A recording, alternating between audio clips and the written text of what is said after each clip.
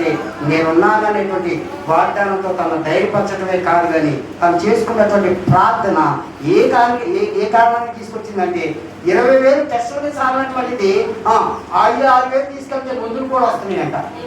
అలా తీసుకెళ్ళి దేవుడు ఏం చేశాడంటే ఇప్పుడు ఎంతో ఆరోగ్యంగా ఉండడానికి చనిపోతున్నాడు అని ఆశలున్నటువంటి పరిస్థితులు, కుటుంబం జాగ్రత్త అని అప్పగింతలు ఇచ్చినటువంటి ఆ వ్యక్తిని దేవుడు ఏం చేశాడంటే జ్ఞాపకం చేసుకుని దినాన్న సజీవుడిగా వచ్చి భర్త స్థానంలో ఉండటానికి, తండ్రి స్థానంలో ఉండటానికి, కుమారుడు స్థానంలో ఉండటానికి, ఆ కుటుంబం నెమ్మది కలుగుతానికి దేవుడు సహాయం చేశాడు.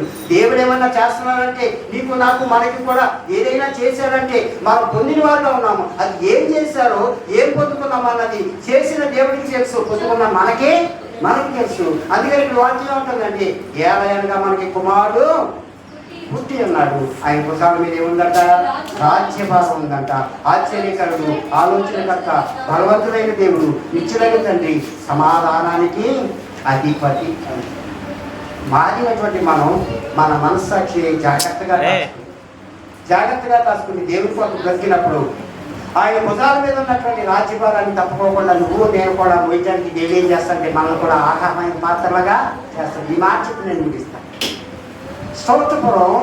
స్టౌవర్టుపురం ఒక దేవుని సేవకుడు స్టౌవర్టుపురం వెళ్ళినప్పుడు, ఆ సేవకుడు వెళ్ళినప్పుడు అక్కడ జరిగినటువంటి సంఘటన ఆయన ఎదుర్కొచ్చిందంట. పోలీస్ స్టేషన్లో ఒక పేరు మోల్చినటువంటి దొంగని ఆ జైల్లో పెడితే ఆయన ఎస్ఐ గారికి ఒక రోజున మబ్బు వచ్చి ఇన్ని దొంగతనం చేస్తారు, ఎలా చేస్తారా మీరు దొంగతనం అని చెప్పేసి ఆ దొంగని అడిగాడు. అంటే అప్పుడు ఆయన అన్నాడంట, మీరు నాకు 3 గంటలు పర్మిషన్ ఇస్తే మీ దొంగతనం ఎలా చేస్తావో మీకు చూపిస్తాం అన్నాడంట రియల్గా. అప్పుడు ఆయన అన్నాడంట, నేను వదిలిపెడితే మరి నువ్వు వెళ్ళిపోతావా అంటే, లేదండి నా మాటలు నమ్మండి నేను మాదేమని చెప్పేసి అన్నాడంట. అప్పుడు నమ్మి ఆయన అన్నాడంట, మీ భార్య ఏ చీర కట్టుకుంటుందో మీరు చూసి రండి, అలా చీర మీకు తెలుసు, నాకు అక్కడ నుండి నాకు 3 గంటలు టైం ఇవ్వండి, మీ భార్య చీర తీసుకొచ్చి మీ చేతిలో పెడతాను అన్నాడు. ఎవరితో చేసేది ఈ ఒప్పందం చెప్పాలి, ఎస్ఐ గారితో చేశాడు. ఎస్ఐ గారి ఆ మాటకి పౌరుషం వచ్చిందంట. నా భార్య చీర నేను చూసి వస్తే నా వరకే తెలుసు, తీసుకొచ్చి నా చేతిలో పెడతాను అన్నాడు. ఎలా చేస్తాడో చూద్దామని చెప్పేసి కోపం తెచ్చుకుని ఏం చేశాడు, ఆ ఇంటికి వేసాడు. వెళ్ళిపోయి తన ఇంటికి వెళ్ళాడు. తన భార్య కట్టుకున్న చీరను చూశాడు. ఆ కిటికీ దగ్గరికి వెళ్ళి నీళ్లు చిరంజీవితో తీసుకుని వెనక పక్క ఇలా కొట్టాడంట. ఏంటి తడిసిందని ఎలా తిరిగినాడు, మళ్ళీ పక్కపోతే మనిషి కనపడుకోకుండా ఉన్నాడు. ఏదో నీళ్లు తడిసినాయి అని చెప్పేసి ఆ చీర తీసుకొచ్చి దండం మీదేసి వేరే బట్టలో మార్చుకుంది.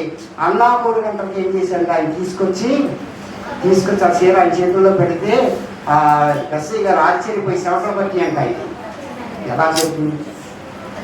ఎలా జరిగిందని ఎన్ని సేవలు బట్టి అంటే ఆయన కంగారంటే ఏంటంటే చీర తీసుకొచ్చేదా ఏమైనా చేసావా అనేటువంటి మనసు కలిగిన వాడు ఉంటే అప్పుడు ఆయన చెప్పాడంట, అయ్యా నేను మారేనండి, మారక ముందు తిమ్మిని చేసినటువంటి వ్యక్తిని మారేను కనుక మాట